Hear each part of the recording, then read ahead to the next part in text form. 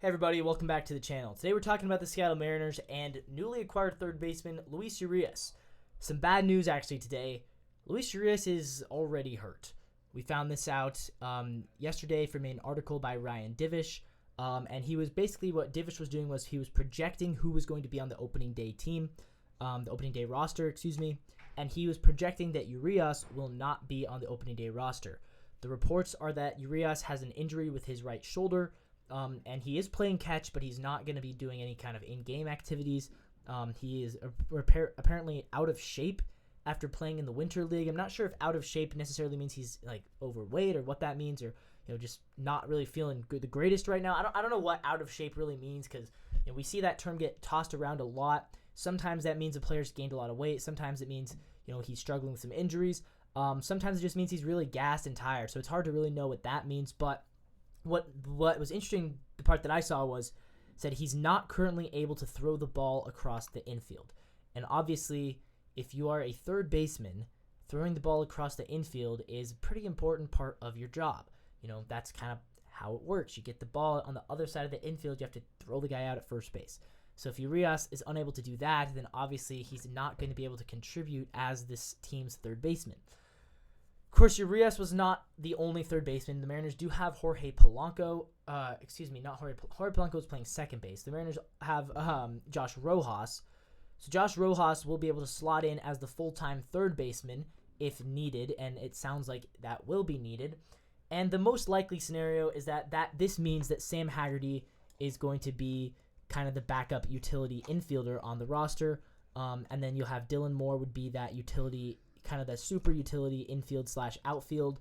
Canzone obviously is your platoon with Haniger, and then Sebi Zavala is the backup catcher. So that would give you a bench of Haggerty, Moore, Canzone, and Zavala.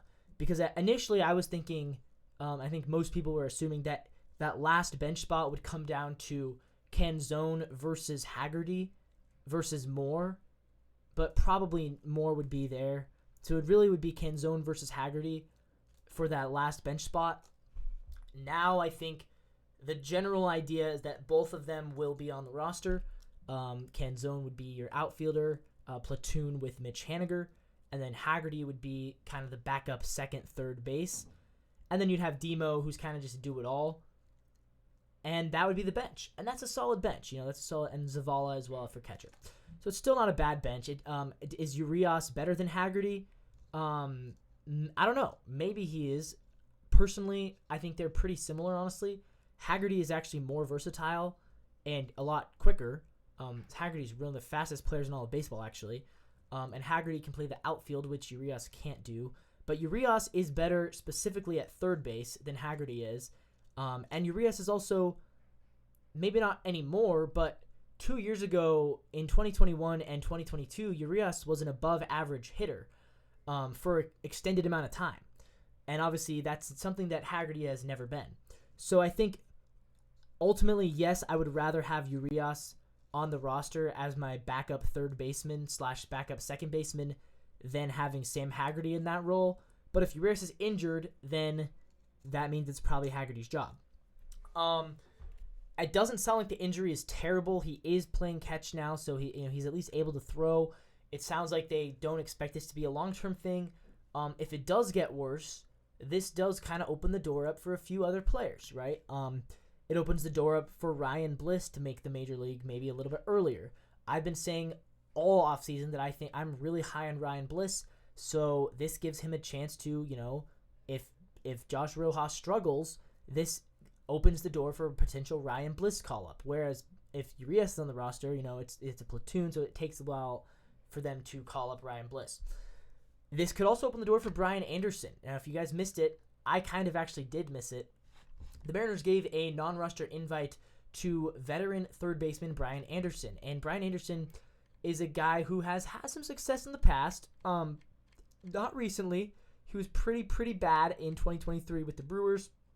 But he's had some decent seasons in the past with the Marlins. He is young enough that it's not out of the world idea that he could be on the roster. And yeah, he has a lot of major league experience under his belt. He's had some decent seasons offensively. So maybe this opens the door for a Brian Anderson comeback and he could sneak his way onto the major league roster instead of Haggerty, or if somebody else gets hurt. You never know. But this is interesting. I don't think it's that bad. I'm hopeful that it's not that bad. Like I don't hide it on this channel. I'm not a major Luis Urias fan. I'm not expecting him to be a stud all-star player, but I do think that, as a bench bat, I generally think that he is the best option to be that utility infield third base platoon with Josh Rojas.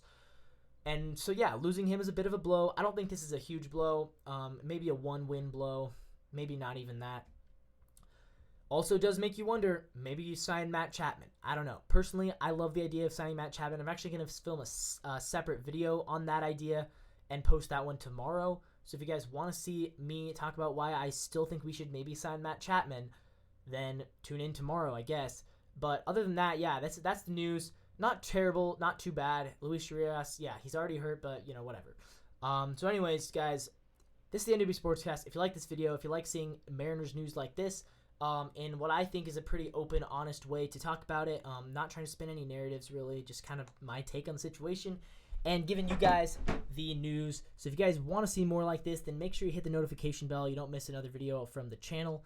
Make sure you subscribe. Make sure you give the video a thumbs up. Maybe even comment down below. I don't know. Maybe if you're feeling nice, feeling generous, then try commenting down below. See how it feels. It's kind of fun, and we like to reply to comments. So unless you're trying to hate comments, then we will reply.